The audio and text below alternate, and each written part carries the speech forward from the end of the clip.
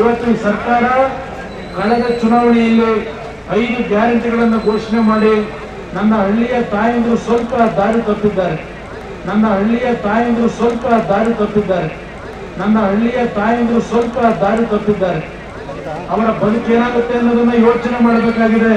ನಿಮ್ಮ ಕುಟುಂಬದ ಬದುಕೇನಾಗಬೇಕು ಯೋಚನೆ ಮಾಡಬೇಕಾಗಿದೆ. ಇವತ್ತು ಈ ಸರ್ಕಾರ ಕಳೆದ ಚುನಾವಣೆಯಲ್ಲಿ 5 ಗ್ಯಾರಂಟಿಗಳನ್ನು ಘೋಷಣೆ ಮಾಡಿ ನನ್ನ ಹಳ್ಳಿಯ ತಾಯಂದಿರು ಸ್ವಲ್ಪ ದಾರಿ ತಪ್ಪಿದ್ದಾರೆ. ಅವರ ಬದುಕೇನಾಗುತ್ತೆ ಅನ್ನೋದನ್ನ ಯೋಚನೆ ಮಾಡಬೇಕಾಗಿದೆ. ನಿಮ್ಮ ಕುಟುಂಬದ ಬದುಕೇನಾಗಬೇಕು ಯೋಚನೆ ಮಾಡಬೇಕಾಗಿದೆ. ಅವ್ರ ಸಂತತಿ ಯಾವುದು? ಎಷ್ಟು ಜನ ಇದ್ದಾರೆ ಅವ್ರ ಫ್ಯಾಮಿಲಿಯಲ್ಲಿ? ನಾವು ರಾಜ್ಯದ ಜನತೆ ಗೌರವ ಉಳಿಸಿರೋರು. ಆ ಕುಟುಂಬ ಏನು ಮಾಡಿದ್ದಾರೆ?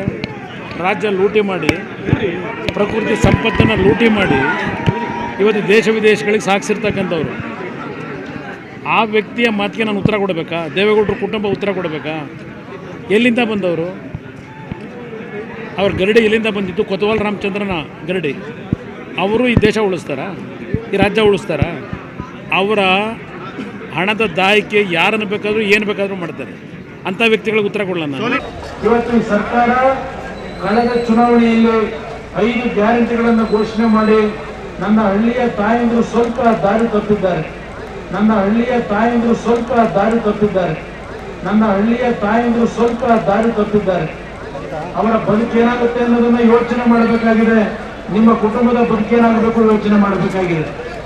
ಇವತ್ತು ಈ ಸರ್ಕಾರ ಕಳೆದ ಚುನಾವಣೆಯಲ್ಲಿ 5 ಗ್ಯಾರಂಟಿಗಳನ್ನು ಘೋಷಣೆ ಮಾಡಿ ನನ್ನ ಹಳ್ಳಿಯ ತಾಯಂದಿರು ಸ್ವಲ್ಪ ದಾರಿ ತಪ್ಪಿದ್ದಾರೆ. ಅವರ ಬದುಕೇನಾಗುತ್ತೆ ಅನ್ನೋದನ್ನ ಯೋಚನೆ ಮಾಡಬೇಕಾಗಿದೆ. ನಿಮ್ಮ ಕುಟುಂಬದ ಬದುಕೇನಾಗಬೇಕು ಯೋಚನೆ ಮಾಡಬೇಕಾಗಿದೆ. ಅವ್ರ ಸಂತತಿ ಯಾವುದು? ಎಷ್ಟು ಜನ ಇದ್ದಾರೆ ಅವ್ರ ಫ್ಯಾಮಿಲಿಯಲ್ಲಿ? ನಾವು ರಾಜ್ಯದ ಜನತೆ ಗೌರವ ಉಳಿಸಿರೋರು. ಆ ಕುಟುಂಬ ಏನು ಮಾಡಿದ್ದಾರೆ?